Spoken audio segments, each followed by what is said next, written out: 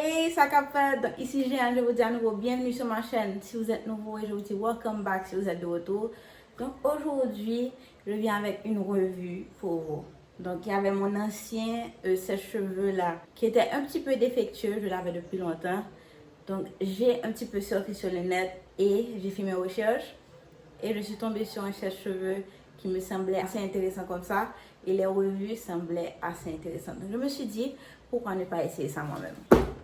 Donc, il s'agit de celui-là. C'est le Revlon New and Improved One Step Dry and Volume. Donc, non seulement c'est supposé être utilisé pour se sécher les cheveux, mais aussi pour se coiffer. Parce que, apparemment, à cause de la forme arrondie du sèche-cheveux, on est supposé pouvoir avoir un petit peu de courbe au niveau des points. Donc, si ça vous intéresse, restez branchés.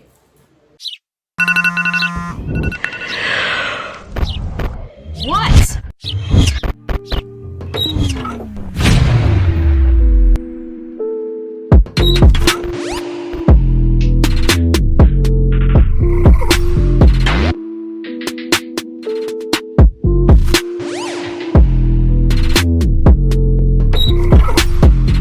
Comme vous pouvez le voir, mes cheveux ont pas mal de repousse comme ça. En fait, j'ai 3 mois depuis mon dernier défrisant. Je me suis lavé les cheveux. J'ai utilisé d'ailleurs le Baobab and Tea Tree Oils, Low Porosity Protein Free Shampoo de chez Moisture. Et comme deep conditioner, j'ai utilisé le Honey Miracle Air Mask de TGIN. J'ai laissé mes cheveux t-shirt dry pendant un certain temps. Je pense que j'ai laissé ça peut-être pendant 30 minutes à peu près.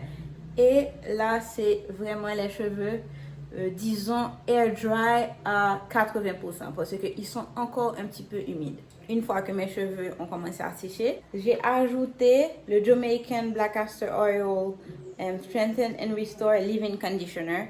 Et là, je me retrouve avec mes cheveux ainsi. Et on va essayer ensemble pour la toute première fois ce sèche-cheveux de Revlon pour voir si oui ou non ça vaut la peine de débourser tout cet argent. Je l'ai acheté à 41 $ et ceci sur Amazon. Je vais mettre le lien bien sûr en barre d'infos. Donc, je vais vraiment ouvrir pour la toute première fois la boîte. J'étais curieuse, mais je me suis dit que je vais vous attendre. Donc, voilà.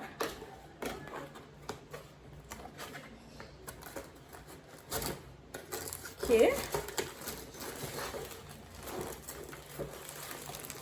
Et donc, ça se présente comme ça. Ça vient dans un petit plastique.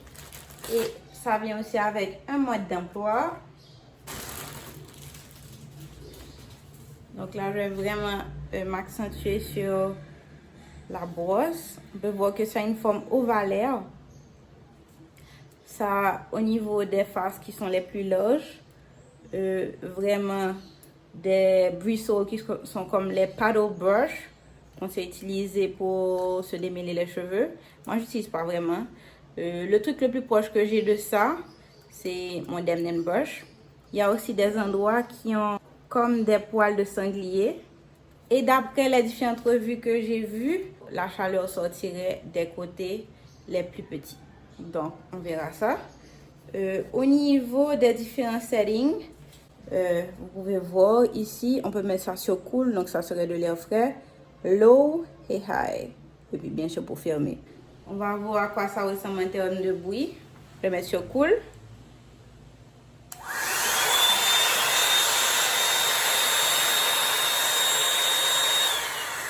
Ça c'est low. Et ça c'est high.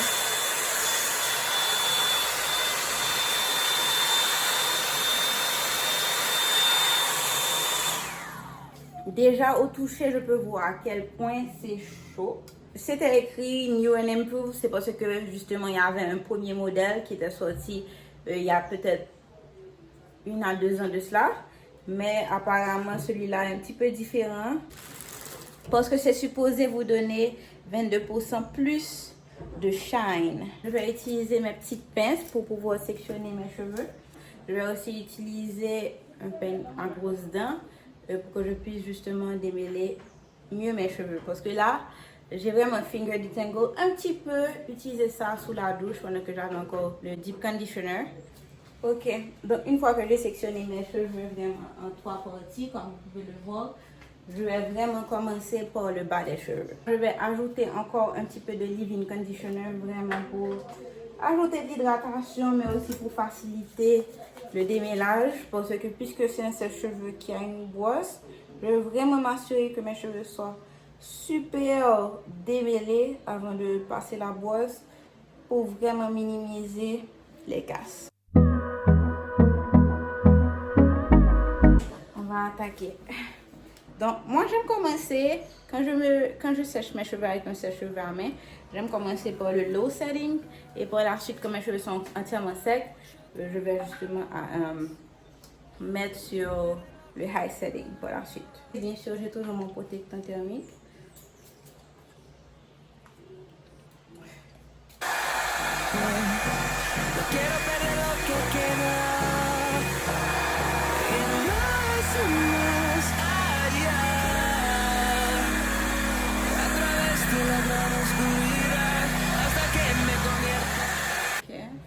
C'est pas mal pour le moment. Seul hic, c'est que j'ai l'impression que ça va pas that much au niveau de mes racines. Mais je pense qu'avec un peu plus de tension, ça devrait le faire. Donc, on y va. Donc je vais sécher entièrement mes cheveux. Par la suite, je vais faire ma cousine où il va me dust un petit peu les pointes parce que j'ai des pointes assez moches comme ça. Et je vais vous retrouver par la suite pour vous donner mon avis final.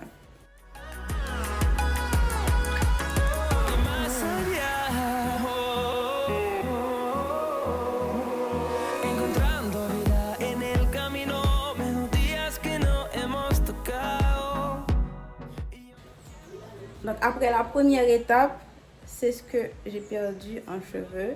À noter que j'ai rien perdu lors du lavage, juste parce que je ne m'étais pas vraiment débelé les cheveux.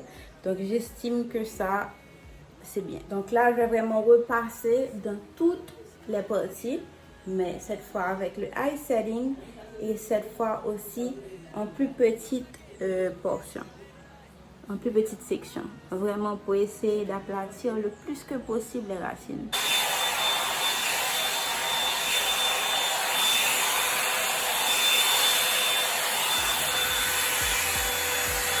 Ok, donc voici mes cheveux après le high setting. Comme vous pouvez voir, il y a quand même un peu de texture qui est assez visible, mais c'est quand même un peu mieux que le low setting. Donc là, comme je vous avais dit, ma cousine va me couper les pointes et je vous reviens pour la revue finale. Ok, donc les pointes ont été coupées, c'est un petit peu plus potable qu'avant. Ici. Voilà, on a vraiment retiré ce qui dérangeait. Et là, je vais vraiment juste ajouter un petit peu de body au niveau des pointes.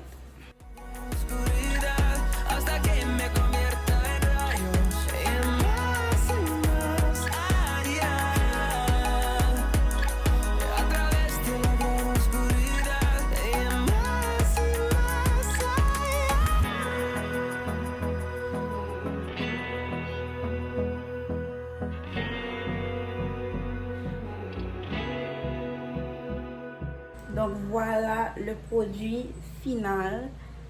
Donc l'appareil promet lissage, volume, ça nous donne ça, je vais pas mentir.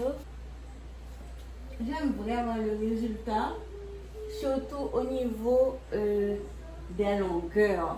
Donc je pense que ça fait vraiment du bon boulot.